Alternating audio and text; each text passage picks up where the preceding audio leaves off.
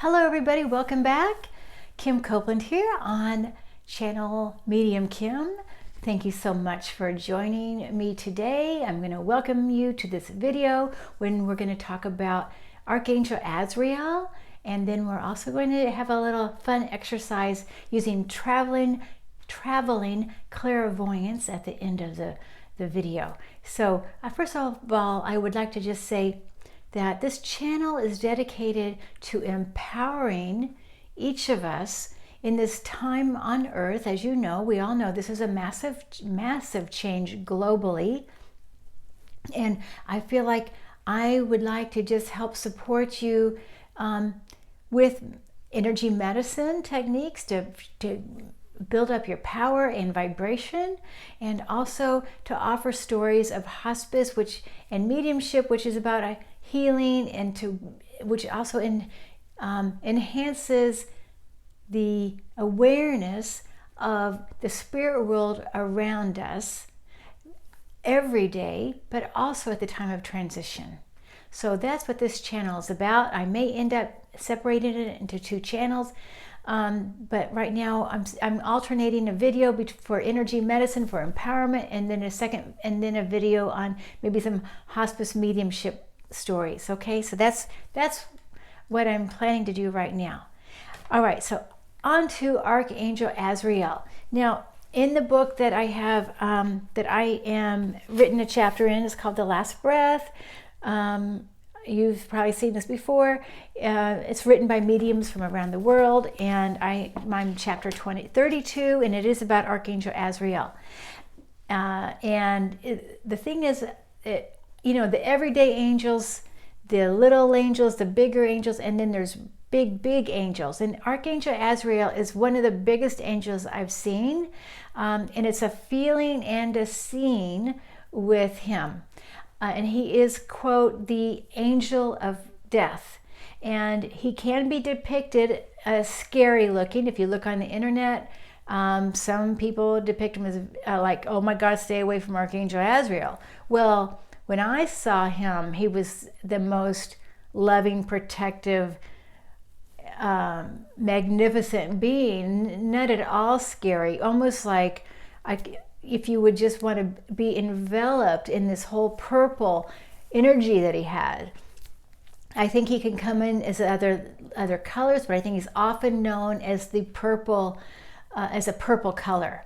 All right, so the lady that I saw him with, and by the way, I saw him again. So after I wrote the chapter in this book, and I was reading, and before it was published, and I was reading it to some co-workers, and at the end of after I finished reading it, I saw him again. He showed up again, and for all three of us, and he just gave me the okay, good, I'm glad you wrote about it.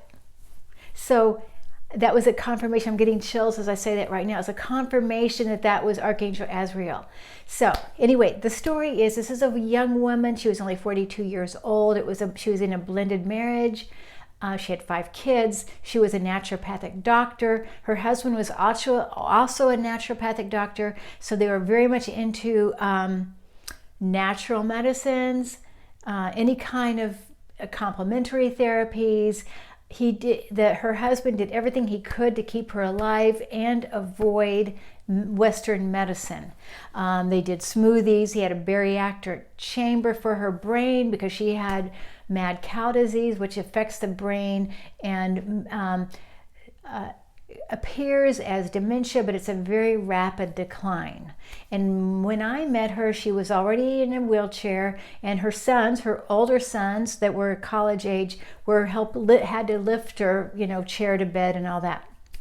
But they were very good caregivers, and she also had hired caregivers as well. So anyway, when it was time for the family to go on, she was on my program with me for months, actually. But when the family was finally ready to, and her name is Mariah, it's not her real name, it rhymes with her real name, but anyway, I'm calling her Mariah. When Mariah's family was ready to, her husband had to take a business trip. The sons had to go back to college. She was already very declined. She really was barely eating. But when they left, and she had a caregiver stay with her, she pretty much stopped. It was just, she was already pretty much not eating, but she stopped eating when they were gone. And so it was a good time for them to go, because she really wasn't probably willing to go, with her kids right there. So anyway, one Monday I saw her, and pretty minimally responsive to non-responsive. And when I saw her, I could feel this big purple angel. It was like I could see at the back of her bed, the head of her bed, behind her was a really huge purple being. And it was like a feeling, knowing when I saw it objectively outside of my mind, but also when I went inside, I saw it as well, and I could feel it more when I went inside. Like she was not, this being was there, so she was not going to make a wrong turn. And on the side of the purple were two green beings, and all of them looked like fuzzy blankets, really soft fuzzy blankets, almost like you put a sheet over your head and you had that kind of a shape. And I drew a picture so you can kind of see the colors. So the two greens and then the purple in the middle, and you can see the size of the bed. This is how big that angel was. It was really big, okay? And this is how it felt. It's like overwhelming, okay? And the two green beings felt like, and they matched. These don't quite match, but they matched each other, and they felt like guards. It was kind of so interesting, right? And they were there, and I visited her, daily. They were there for 3 days in a row. Actually, 3 days in a row. And on the last 2 days, though, of the 3 there, I also saw what looked like human figures, 3 human figures on each side of her bed, and they were, like, let's say this is her body, they had their hands above her body doing healing work. That's what it looked like. And so I kind of drew a picture of that. I don't know if you can kind of see, but this is what I saw, what I felt like was happening to her. So these beings were surrounding her with healing. She wasn't going to make a wrong turn, and she was being protected and guarded. It was pretty awesome. Normally I see departed loved ones, the family, the grandparents, the parents, the cousins, or the pets.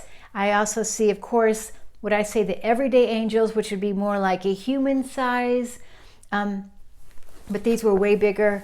All right, and I'm not sure, honestly, I'm not positive why I had not seen Archangel Azrael before, and I don't know why with her and not with other people. So that's a mystery to me. Who decides who's going to be there when we cross over? And I believe you can probably ask and co-create a team. Who do you want your team to be? So I think that's pretty awesome to think about that. Who do you want to meet, and who would it be when you cross over?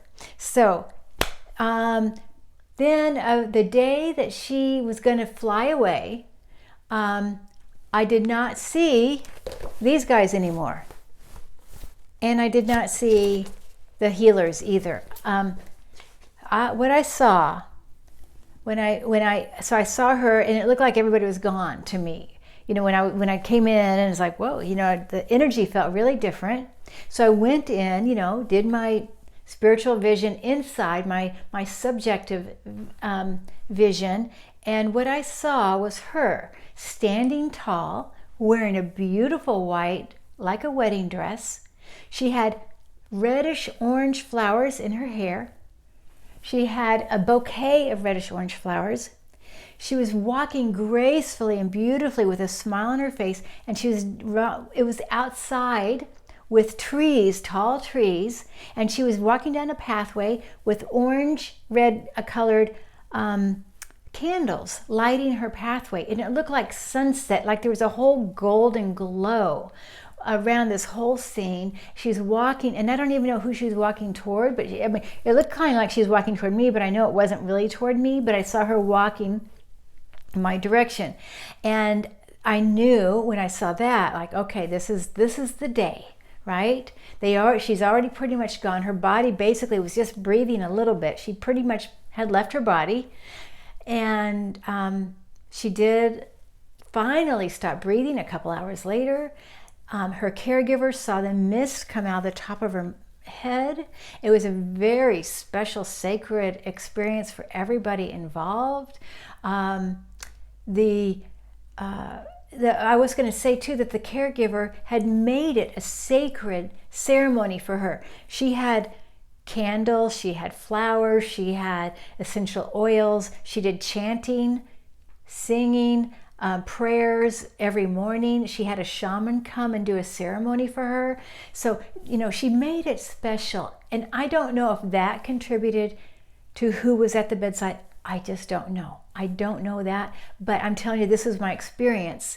And I want to say that Archangel Azrael is there for us if we want this powerful being when we transition. And it felt, again, no wrong turns. There was no way she was going to make a wrong turn. And the two guards there were just standing and just like enjoy, like joy and protection at the same time.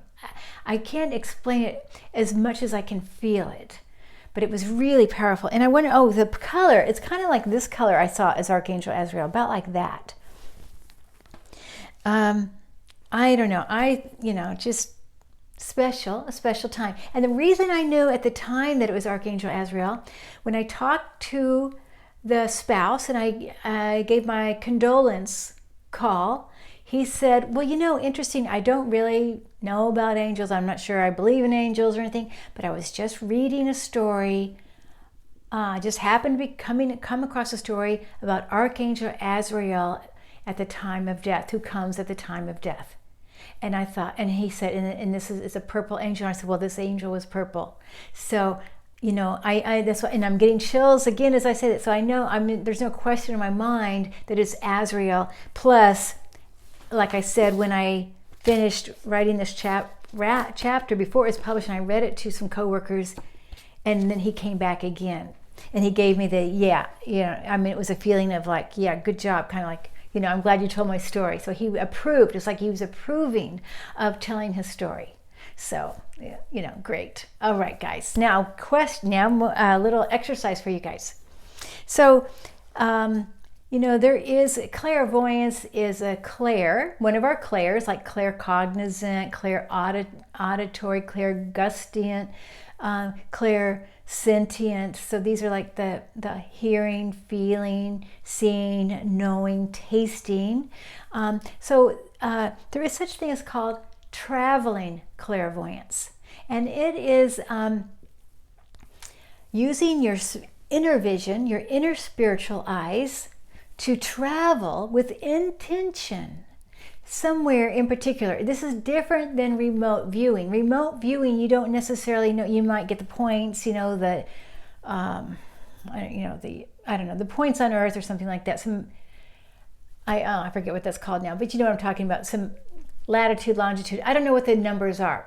You get numbers, you don't know anything else. But but traveling clairvoyance is more like you know where you're going and then see what you see with your spiritual eyes. All right. So I would like us to maybe just sit for a moment, and I'm going to invite you in my home. And so don't get all worried or anything, right? This is fun. It's a practice, and I have some things in my house. As soon as you walk in my front door to the left, and there's actually 3 items there. So I'll tell you that after we do the exercise. So if with your traveling clairvoyance, and see what you see. All right. So let's just come together now. And we'll take a deep breath and just relax into this little exercise together. And blending heart to heart as we acknowledge the sacredness of one. We are one. We come together as one. We blend in unity. And let's take a deep breath with that, and very grounded now. Notice that your energy is going right down to the center of the earth. Getting very deep, and come back up. Now landing in your solar plexus. Feeling the power. Remember, we don't want to limit the unlimited power that we have. Noticing groundingness and power.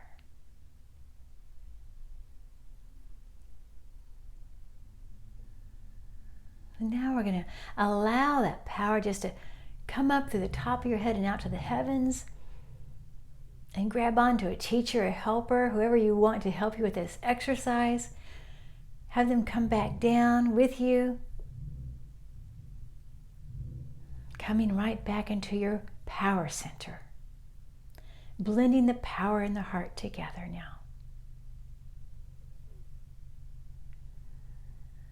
And feeling very centered and calm, and noticing, just opening, imagining that your third eye is opening, the inside of your mind, the outside of your third eye, the front and the back. Breathing in energy around that, noticing if it feels warm or not, or cool. Just breathing into the third eye now.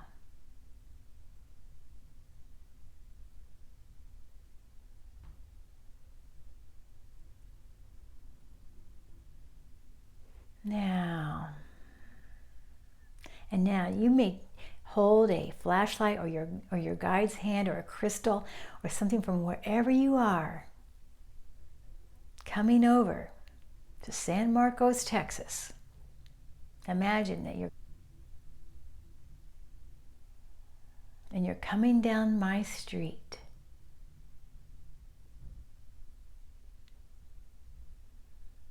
And you're going to come up to my front door.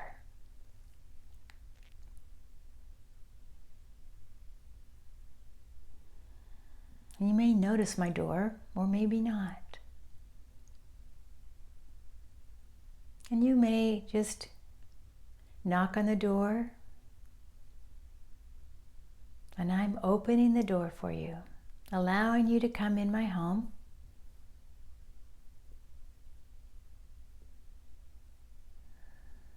And as you come in, take notice of to the left, what sits there in the windowsill on your left side. Or you may feel it on your right side, and just sit with it for a moment. There are 3 things. Actually, there's 4 things now. And you may see it, or you may feel it, or you may know it. You may hear it. You may taste it. And you might want to write them down if you want.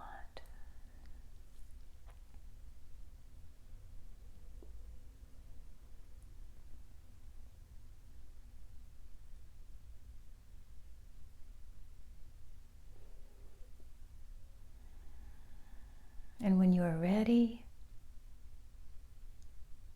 just take a deep breath, giving thanks and gratitude in your heart, thanking yourself, loving yourself for being willing to try this exercise. Say to yourself, I love you. Thank you for willing to try. Now, open your eyes when you're ready. I'll tell you what the things are. I have 2 candles sitting in a crystal base, and they're blue, kind of a medium blue color. They're tall candles. I also have a crystal ball. It's clear, and it sits on a brown base, round base, and it's a bit, kind of about this size crystal ball. I also have, in that window, is a little stuffed animal. It's a hedgehog. I think it's a hedgehog. For it was my dog, Lily's toy, dog toy. Well, you may have ran into a dog when you opened the door. That would not be unusual for around here, but it's one of her toys that I have in the window there. And then I forgot, I do have my mailbox key sitting on the little windowsill. So if you got any of those, congratulations. If you didn't, it's okay. You know, this is it's a fun exercise. So try it again. Don't get discouraged if you didn't get it. And anyway, so I hope you enjoyed it, and I hope you enjoyed the story about Archangel Azrael. And if you liked this video, please give it a thumbs up. If you want to share it, please share it with somebody else. And if you're not subscribed and you want to hear more this kind of stuff, or about empowering energy medicine exercises for yourself, please subscribe, okay? And I'll see you Friday. By the way, I am planning to do a video and we're going to draw the names. The next video is going to be about stress and how to reduce stress, how to reduce our stress, body's response to stress. All right, and then I will draw the names for the next mediumship celebration circle, which will be held in May. All right, blessings. Thank you so much. Bye-bye.